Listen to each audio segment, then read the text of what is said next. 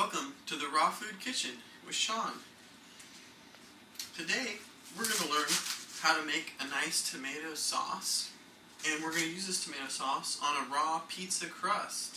I'll be explaining about the ingredients that we're going to use to make the tomato sauce, as well as how I made a raw pizza crust. First, we're going to prepare some toppings. As you can see, I'm thinly slicing dino kale. Dino kale is the bulbous looking leaf in the kale family. It's one of the older varieties of kale. It's an heirloom. I'm going to use nutritional yeast. I'm also going to add some paprika to give everything a nice spice, not take it over the top. And then we're going to top all this with some olive oil, the truffle, one of the rare mushrooms from Europe. Put a little bit of agave syrup to break down the tough leafy greens. Massaging your greens is primarily the best way to break them down and prepare them before you eat them. You're literally breaking cell walls that inhibit digestion and making more nutrients available by massaging your food. Preparing the sauce. We're going to use sun-dried tomatoes, and we're going to use soaked medjool dates. We're also going to use a little bit of garlic. I've been soaking these for the past 2 hours, which is about how much time it takes to break down sun-dried tomatoes and dates. I used 4 dates, and I used probably 7 slices of sun-dried tomatoes. Now we're going to add everything to the blender here. An important step to take is to add the garlic first. I'm going to add a tablespoon of nutritional yeast. Then I'm going to add the dates. I'm going to add a whole fresh tomato as well to make our tomato sauce extra vibrant. You can save the date water, the date soak water, for something else, like thinning cookie recipes. As you can see, it's loaded with sugar now. I can tell that they're soaked enough because they're all soft and will blend very easily. I'm going to add 2 tablespoons of olive oil. Any olive oil can be used for this, or any oil really, whatever style of pizza you want to make. If you're making an Asian inspired pizza, you might want to use sesame oil. If you're making a tropical pizza, you could use macadamia nut oil. If you're making a purely Italian kind of pizza, you want to use nice cold pressed olive oil.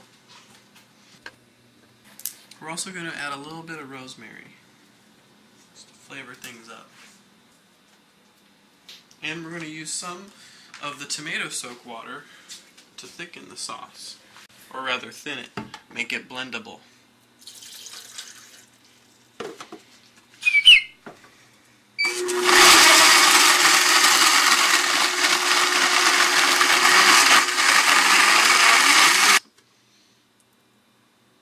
Almost there. At this point I'm going to add a little bit of another type of yeast just to make our tomato sauce that much more healthy. This is brewer's yeast, as in the yeast that will feed any fermentation action or any sort of activity like that. You can sprinkle it on any food actually that you want. It's loaded with B12 vitamins that are hard to get if you're following a vegetarian diet and not eating any red meat. Always taste your sauces as you make them. It's kind of a rule of thumb with sauces these days. In this case, I'm going to bring out the flavor a little bit more by adding a little bit of salt. A little bit of salt goes a long way. So be careful how much you add.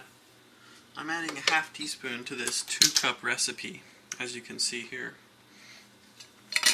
This is earth salt, which is also known as pink salt. Comes from highland mountains.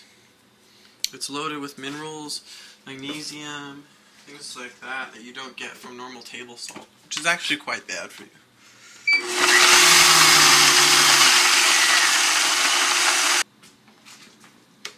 we're just going to pour this on here and spread it around, just like any pizza.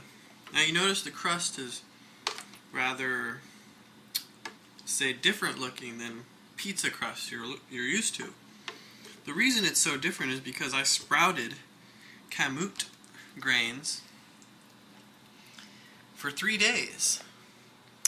And then I blended these kamut grains with different traditional pizza spices and herbs and put them all together and formed it into a flat piece that you see now.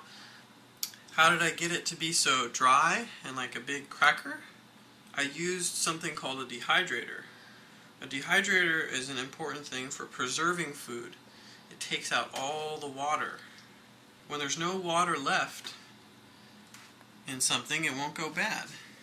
But it will be still alive because the dehydrator is a very low temperature acting tool. So it preserves all the vital nutrients.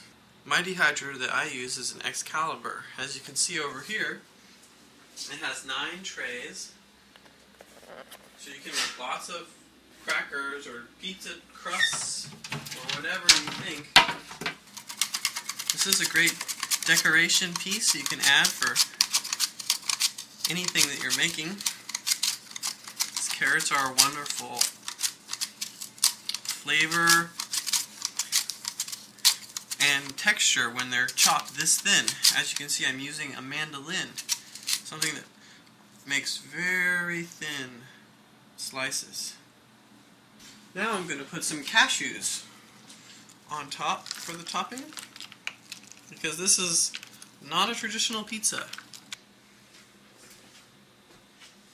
These cashews are soaked and dehydrated in order to remove some of the phytic acid that exists in the skin and around the nut.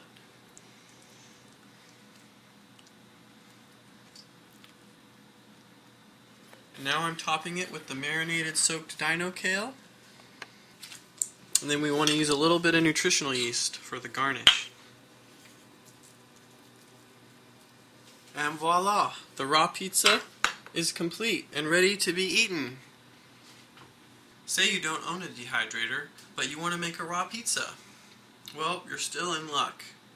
There are other ways to make a crust without using grains in a dehydrator and a food processor and all these tools. One of the simplest ways for a pizza sauce on the go that I like to do is using a sliced squash. This is from a regular squash. It's organic. It's a nice heirloom variety with the green and the yellow colors there. This is 1 slice, big enough for a pizza. I can just take some tomato sauce, put it right there.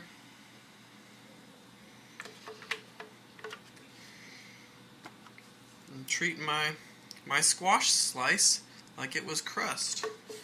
A carrier for all the ingredients that we have. You can put some of the dino kale along the top.